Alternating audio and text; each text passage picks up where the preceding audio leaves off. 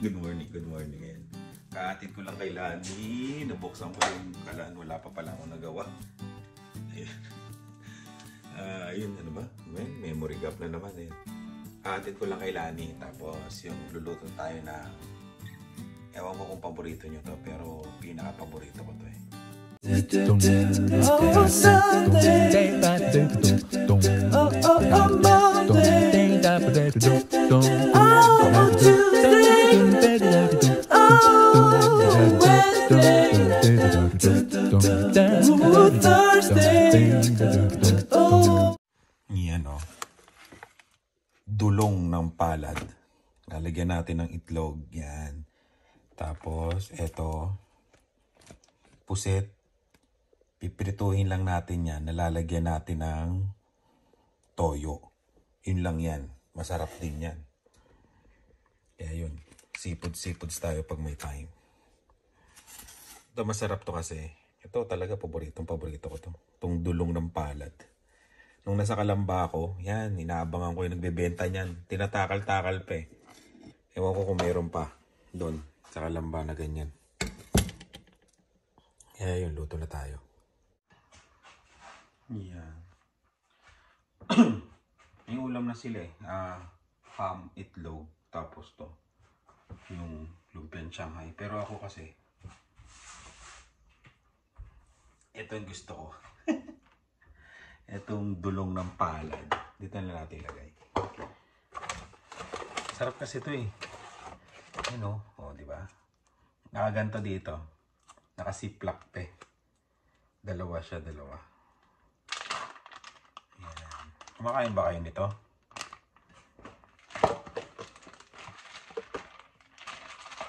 Alam mo yung pag pinrito to yung ano, maano siya.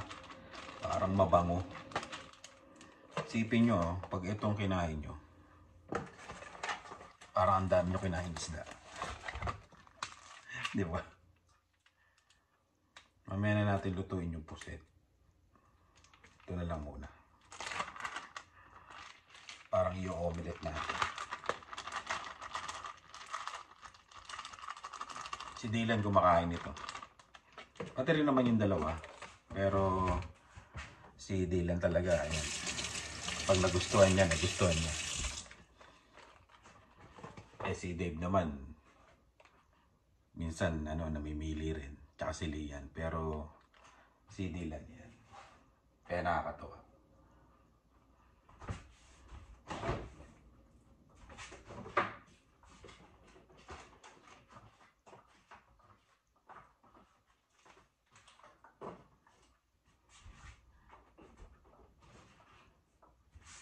Yan natin ang 5 itlog. Ay pag-usapan natin yung habang nandito tayo. Yung ano pa yun? May nag-comment kasi kung parang English eh.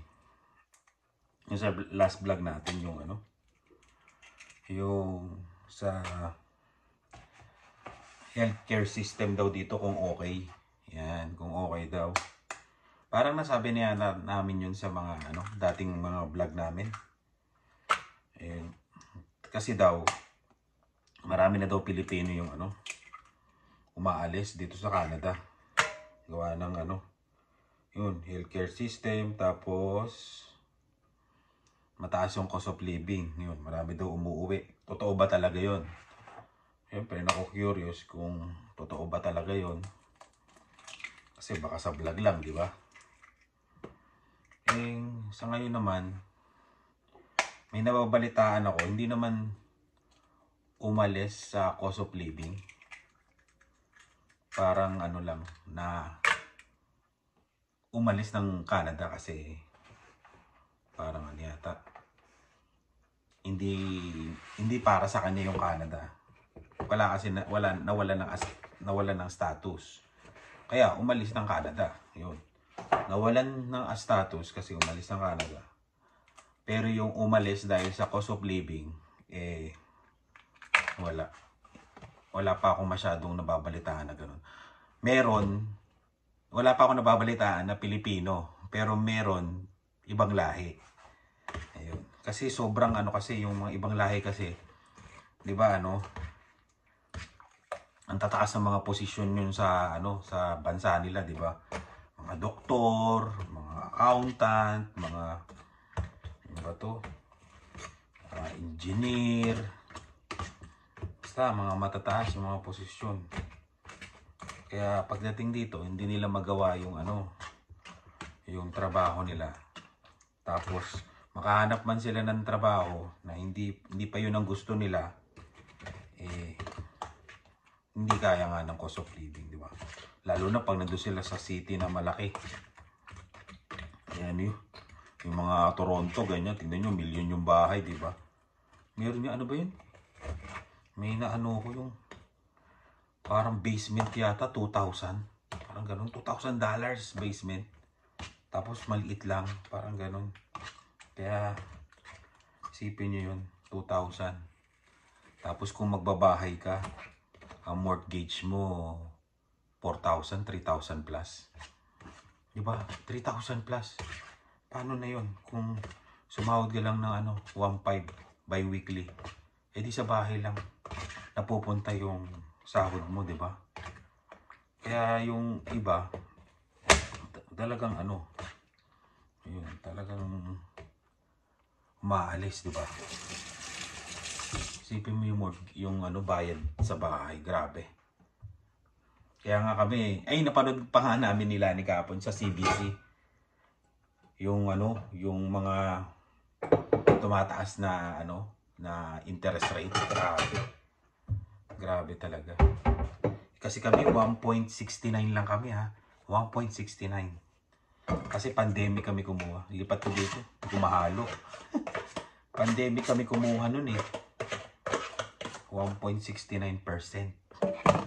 Eh ngayon, parang nagsi-7. Yung na ano namin doon, 7. Tapos kung magaling kang maghanap ng ano, nangyari, bangko, kaya nagpapautang, meron 5.9 daw. Diba isipin mo 1.69. Tapos meron doon pinakita eh, kung 500,000 yung mortgage mo, ayan, tataas siya ng 1,000 plus monthly. Isipin mo, magbabago yung babayaran mo. Grabe. Kaya yun. Kaya kinakabahan na kami at natatakot kami. Nila. Kasi, tapos pag nag-shopping ka daw pala, mag-hard check yun. Kunyari, lipat ng bangko, titingin ka ng mas magandang ano, yung rate, na hard check yung credit score mo, di ba? Na-check ka. Kaya yun. Grabe. Sana next year. Next year kami. May next year. Ayun. Sana bago mag-May next year, kahit mag 3% man lang. 'Di ba? Pero wala na talaga yung 1.69. Wala na talaga yun. Kasi pandemic namin yun eh. Pandemic. Ano to? Basa? Yung pandemic yun. Kaya, ganun kamura yung nakuha naming rate. Shoutout kay Kuya Puto yun. Sabi niya wala na daw yung ganun. Kasi ano sila, yung asawa niya ata mortgage broker yun. Pagka pag magre-renew na kami, kontakin namin si Sir Puto. Tingnan namin kung okay dun sa kanila. Diba? Kaya yun. Yun yung mga factors kaya umaalis. Ganun. Pero yung Pilipino hindi. Bihirang-bihira ang umalis. Meron siguro, imposibleng wala. Pero bihirang-bihira yun. Kasi matiisin tayo eh. Tsaka matyaga tayo. Gumagawa tayo ng paraan. Tapos, wala eh. Ganun talaga ang Pinoy, di ba? Yun. Nakakagawa kasi ng paraan. Titiisin muna. Tapos, yun. Kung wala talaga, ibang trabaho muna. Tapos, yun. Hahanapin na yung trabaho na gusto niya pagdating ng panahon, di ba? Siyempre, hindi yun susuko. Hindi naman susuko yung Pilipino eh. Kaya matibay. Lagyan natin ng konting olive oil.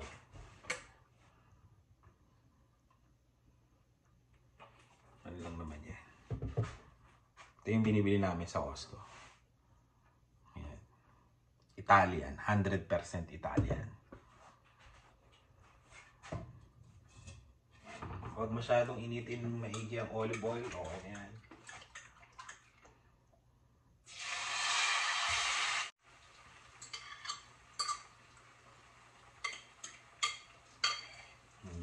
Kaya yun.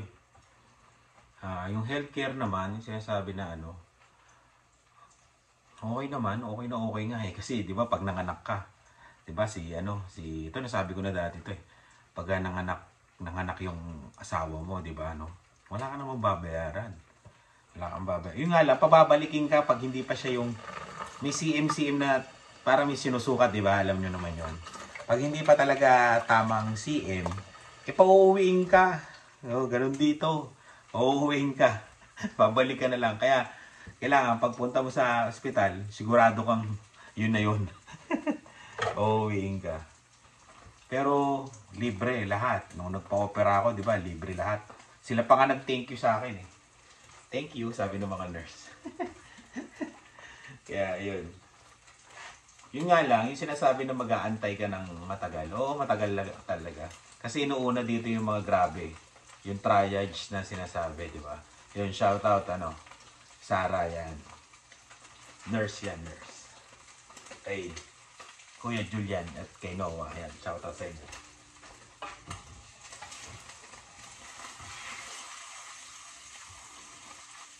Sarap na, bango. Asin lang to, asin. Ang nilagay ko.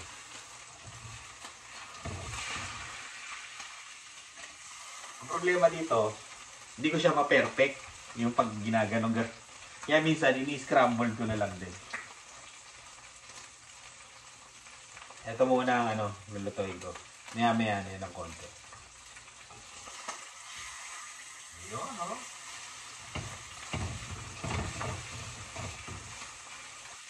Ano pa ba? Ano pa pag-uusapan natin? Kaya yun lang.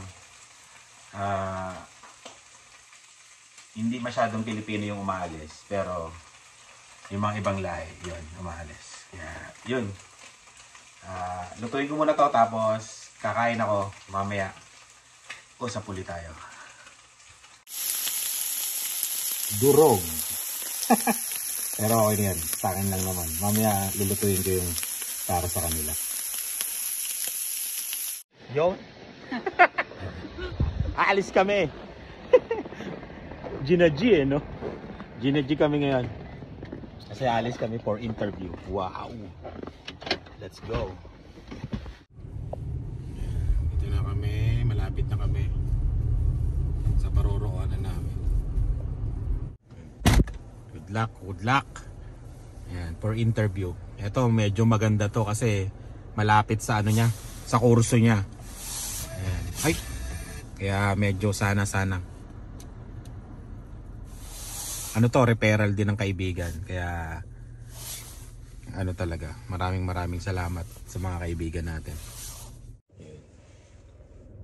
Hintay lang tayo dito sa interview. Maraming nag-message nung nag-vlog tayo. Ayan, maraming nag-message. Ayan, nagpasa din tayo ng resume sa mga binigay nila. Ayan, maraming salamat sa tulong nyo. Ayan. Sasamid. Ayan. Tapos, yun, sana matanggap siya. Kasi may exam eh. Nung binigay ko siya ng Saturday, yan. Kasi nga na-release yung vlog, di ba? Saturday yun, marami nag-message. Tapos, binigay ko sa kanya ng gabi, tinawag, in-email yata siya ng Sunday, binigyan siya ng exam. Sunday Tapos yun, Monday ngayon, interview agad. Tinawagan siya for interview. Kaya yun, magandang development. Yan. Tapos yung trabaho na to medyo malapit sa engineering. Yan. Kahit pinakamababang posisyon, sabi ko, kahit pinakamababa, tanggapin mo na. Kung ano yung available, kasi mag-gain ka ng experience dito, Canadian experience.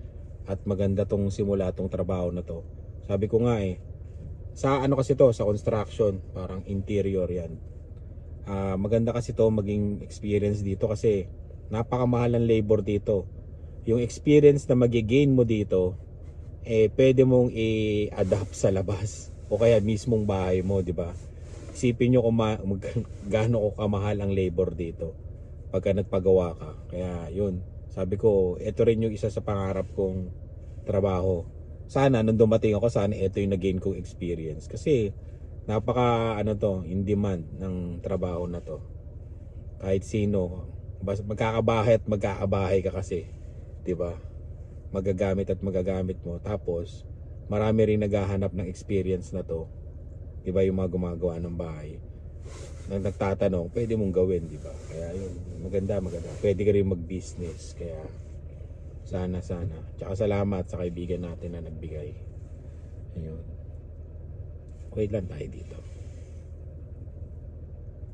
Nagre-review pa nga siya habang habang papunta dito. Ayan. Almost 2 months na kasi nawala. Pero sabi ko nga sa kanya nung mga bago-bago pa na yung iniintay mo wala pa yan. Pero pagka nagkaroon ng isang tawag dyan, sunod-sunod na yan. O tignan nyo, natanggap niya siya sa sa Montanas. Yan. Na-interview na rin siya, tapos hinihintay na lang kung kailan siya bibigyan ng schedule. Yun. Tapos ano pa ba? Basta ayun, marami. Na-interview na rin siya sa mga ibang trabaho. Ayan. Kaya sabi ko, sunod-sunod na yan, di ba? Sunod-sunod na yan na pagpasok. Kasi ganyan lang yan pag hinihintay mo, wala, di ba? Wala. Yun. Tapos pag meron, yan, sunod-sunod na. Kaya yun, sana magtuloy-tuloy. Yun naman ang hinihintay namin, magtuloy-tuloy na. Ayan. Pero yung sa Montana, si schedule na lang hinihintay. Ayan. Tsaka maraming salamat yung mga nakapanood sa vlog na nag-reach out sa amin, lalo na sa akin. Yan. Na ayun, na-applyan ganito. Sinesend nila yung mga link. Ayan. Tapos gawin silang reference. Yun. Maraming salamat sa inyo lahat. Yan. Ganda tong tingnan mo, ganda ng building nila.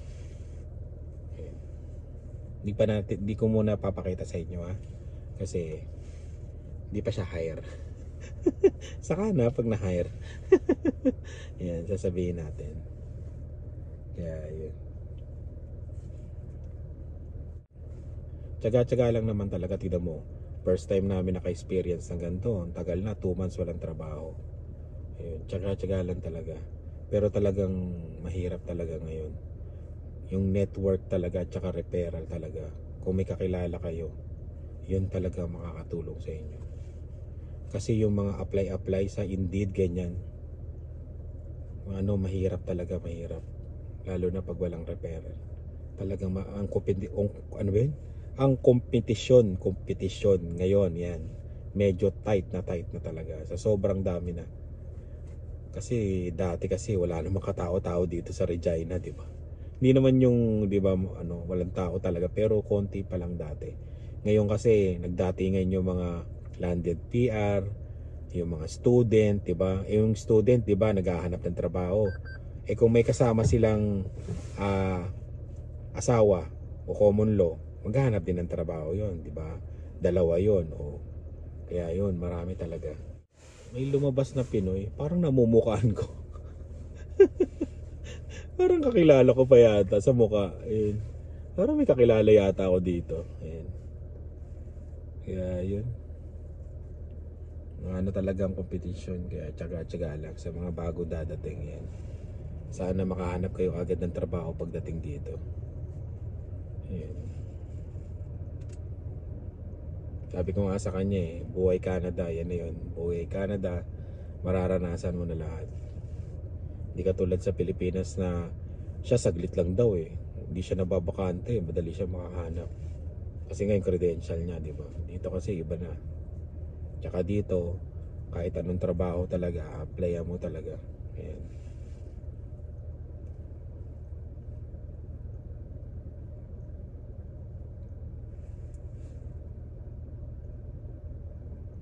Pasensya na kayo sa mukha ko kasi rest day ko, kaya pupungas-pungas ako. Hinatid ko sila ni kanina, di ba, yung Yung nagluto ako ng dulong, di ba? Ayan. Tapos may nakausap ako kanina. Ayan. At subscriber din natin. Ayan. Almost 3 hours kung nakausap. Ayan. Kaya hindi na ako nakahiga lang ako sa sopa. Tapos sinabihan ako ni Adriana yan. Na may interview nga. Ayan. Wait na lang natin siya. Magmumuni-muni muna ako dito. Tingin-tingin ako sa marketplace ng mga mabibili. Ayos na! Ayos na! Ano sabi? Wow! Ano sabi sa'yo? Di daw sila hiring pero magagamit daw nila ako. Kailan? Baka sabi daw nila, they need daw ng may experience sa site tsaka sa office. So, kung di man daw nila ako magamit sa tabas, magamit nila ako sa opisina. Ayun. Eh di ano sabi? Kailan daw simula? Bukas. Woy! Oy! Ano pang mayaman! Ang mayaman! Eh, Pilipino. Parang kilala ko nga yan eh. Pilipino. Oo, sa mukha. Parang kilala ko nga sa mukha eh. Ayun. Kaya magagamit ka daw nila sa loob, magagamit ka nila sa labas. Kasi ang experience ni Adrian, ano sa experience mo? Civil po. Civil engineering sa Pilipinas. Civil, no? Tas sabi, Civil sa wala Pilipinas. biro yung manager. Ano yung mga trabaho mo doon sa Pilipinas? Ayun, sabi niya nga iba daw. Sabi niya, dito gagalaw ka ha. Doon ba?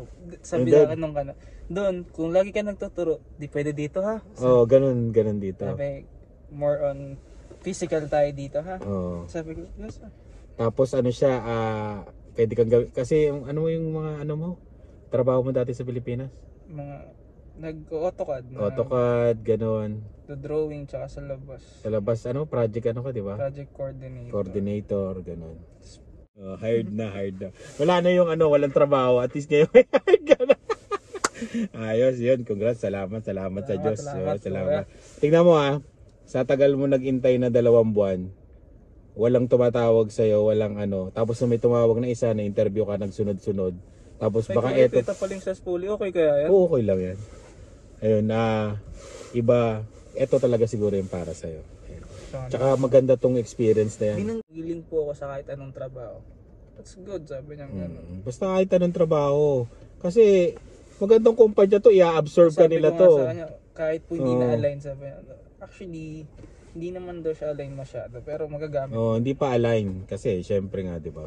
Sana Pero magagamit ka nila syempre yung experience mo, meron din silang posisyon diyan, 'di ba?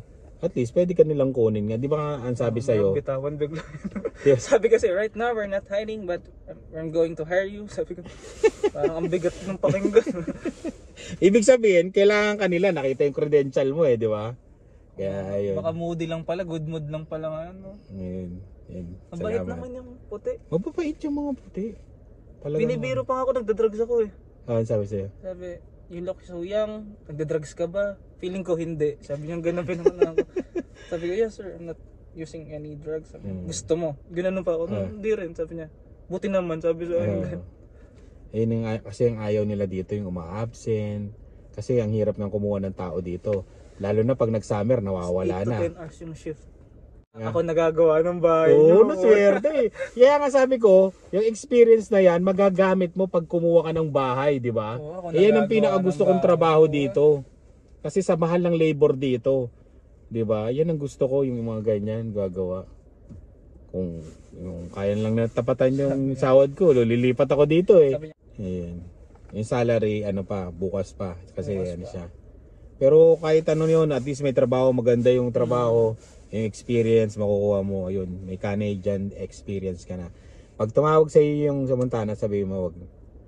Kung tanong mo doon kung pwede kang part-time ng mag-part-time ka doon. Ayun. weekend. No, week. Kunyari, kung ano yung schedule mo mo dito, pwede ka mag-part-time to kasi pwede rin lang lakarin yun, di ba? Weekend na. Yun, ganoon. Kaya yun. Hanggang ano oras pumunta? Pwedeng hanggang gabi yun na ako sa gabi. No? Hindi, titignan mo kasi kung gaano kahirap yung trabaho dito. Feeling ko mabigat. Oo, Kasi mabigat. sabi niya, nung pagka-shake hands niya sa akin, sabi sa akin, you need to squeeze me harder kasi kailangan mo ng lakas dito. Oo, mahirap mag-drywall. Tingnan mo, ginagawa ko nga yung bahay, di ba? Mahirap. Pero sabi ko nga sa'yo, yung experience na yan, magagamit mo yan panghabang buhay. Kasi kung dito ka titira sa Canada, napakamahal ng labor dito at marami kang matututunan. Yan ang pinakamahalaga dyan. May trabaho ka na, may natututunan ka pa. Gagaling ka pa. 'Di ba? Sabi ko nga sa iyo, yun ang pinakamahal dito, yung gumawa ng bahay. Kaya yun. Sana. Ayos, 'di ba? May trabaho na. Kailangan nakaganto tayo. Ayun. Tara, win tayo. 7, may pasok ka na bukas. Pasok na ako. Grabe. Sabay-sabay na tayo papasok bukas. Sabay na kayo mag-aabang ng bus. Kung pares kami ng bus number. Oo. Hindi ko sila kasi pwedeng ihatid kasi iba rin yung daan ko. Kaya yun, mag-iipon muna sila pambili ng sasakyan. Ganun talaga ang buhay Canada. Tsaka nakakatawa bumili ng winter, kuya. Oo. Kwento-kwento niya eh. Walan yun. Kaya yun, tsaga muna. Kaya ako, paspas. dikit ko na lang yan dito, kuya. Gusto mo ka. Ganyan sa Pilipinas, kapag dinikit ng company mo yung sticker mo, may share sila sa sasakyan mo. Sa Pilipinas, gano'n. Ewan ko lang dito paano siya. Walang ewan ko. Pag dinikit yung company. Gano'n? Half kayo ng... Service company vehicle siya sa umaga or ano. Pwede. Hindi sa'yo, pag kumuha ka ng sasakyan, di ba? Pwede mo Pwede sa... Di ba? Pag kumuha ka ng sasakyan, pwede mong idikit. Pwede ka na ngayon bi-weekly. Ayan. Kaya ayun, uwi na tayo. Ayan. Congrats. Maraming salamat, Panginoon. Yan, salamat. Amen. Uwi na tayo.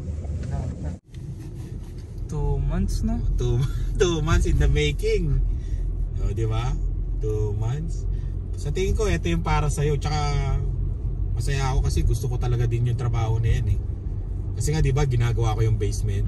Talagang gusto ko yung trabaho na yan kasi binabayaran ka na, natututo ka pa. Tapos pwede mo pang gamitin yan sa sa buhay mo, di ba? Sa future. Pwede mo pwede kang maging negosyo, pwede kang gumawa sa sarili mong bahay, di ba? Kaya gusto ko yan, yung ganyan. Parang pag may mekaniko yan eh. Di ba? Yung mekaniko, di ba? Kahit sino naman may sasakyan dito. Kaya ayos. I-orient ka niyan, magmi-meet. Bukas, safety muna lahat. Bayad na yun. Bayad ka na. Binabayaran ka na ngayon per ora. Canada life. Buhay Canada ka na ngayon. Canada At least naranasan mo yung buhay Canada na jobless. Di ba? Kung ano yung nangyayari pag jobless. 2 buwan, mababaliw ka pala doon sa 2 buwan. Nakakaisip eh, no? Siyempre, nabuwabagot ka. Tapos, sanay kang nagtatrabaho sa di ba? Pilipinas. Kaya ganun. Mababagot at the same time, mag-overthink ka na, mag-hire pa ba sa akin? Oo, gano'n, di ba? Bakit wala nag-hire, di ba? Kahit nga ako, nagtataka ako, bakit ang daming nakapost, di ba? Di ba? Pinakita kasi yung email ko, di ba, kuya? Oo, ang daming sinend ko, di ba? lahat na ng trabaho, ina-applyan na, di ba? Bakit gano'n? Pati naggugupit ng kuko. Sabi ko, sa salon, cases, sabi ko, sis. Grabe, lahat na. Hindi ko alam kung bakit naging ganito na yung sobrang dami talagang kompetisyon. Kaya yun. Sabi nga rin din po, mahirap din naman maghanap ng trabaho. Lalo na kung... Tsaka wala ka pang experience eh. Oo. Sabi nila dito no experience. Pero syempre, tinitignan pa rin ng iba.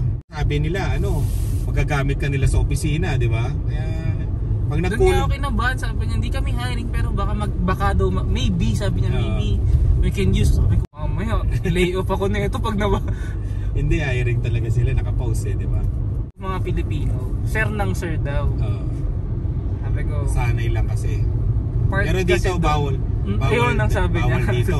Kaya aalamin mo yung mga pangalan nila, tatawagin mo lang sila ng pangalan nila. Kasi dito, yung mga Canadian, hindi nagpapatawag ng sir. Dito lang naman eh.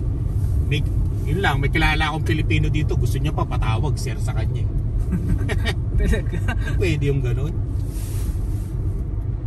Diba? Pag tinawag kang sir, sabihin mo, pangalan lang kasi yun ang kalakaran dito, pangalan lang. Yun nga boss. Parang pantay-pantay dito. Sabi niya, we're all working here, sabi niya. Kung ano yung posisyon mong pinakamababa, may yun, mayroon ka duty, di ba? Kanya-kanya kayong duty dito, kaya kung wala ka dun sa baba, paano tatakbo yung kumpanya, di ba? Sabi Sabi niya. Parang Japanese culture sa amin din. Yung uniform, yung sa trabaho namin sa Pilipinas. Yung uniforme ng pinakamataas sa amin. Parehas lang sa pinakamababa. Sa pinakamababang. May ganun nga sa mga Japanese company. Ganun kami. Iisa lang ang uniforme naming lahat. Ganun kami. Kaya maganda yung ganung culture. Sa ano wala na. Ganun talaga ang Pilipino. Talagang meron talagang sir. Tsaka nasanay na tayo. Explain ko nga sa kanya, sabi ko, part kasi ng sa kalakaran at saka culture sa Pilipinas na kapag sa estado, kailangan mong i-sir yung mas mataas sa'yo. Mas mataas sa'yo. Sabi niya. Then, ayoko, sabi niya ganun. Sabi niya. Wala dito. Lahat tayo natrabaho dito, sabi niya. Wala ganun dito. Kahit yung mga matataas. So, meron din daw siya ng trabahador na Pinoy. Hanggang ngayon daw sinasir pa rin daw siya. Pero natawa naman siya. Pabiro niyang mga binabanggit yung mga yun. Sabi niya. Sanay kasi yung Pilipino ka. Kaya pero pag ako dun sa pangalan. Oo, sabi niya. Tinatawag ko sila pangalan lang kasi hindi siguro ang alam nilang basihan kung baguhan ka, no? Sir pag bago kasi ka na sila. Yan. Lapit na tayo sa bahay. Yan. Ha! Start na bukas. Sa wakas, after 2 months. Pinamagatang after 2 months. Ayan. Ang trabaho mo, ang title niyan, after 2 months, may trabaho na. Kikita na. Kikita na. Magkakaroon na ng payslip. Makikita na yung deduction. Oo, kikita na sa'yo ang Canada. Ayun, ano? Oo, kikita na sa'yo ang Canada. Sabi ni Canada sa'yo, sa wakas, 2 buwan ka rin nakiki-overstay na dito.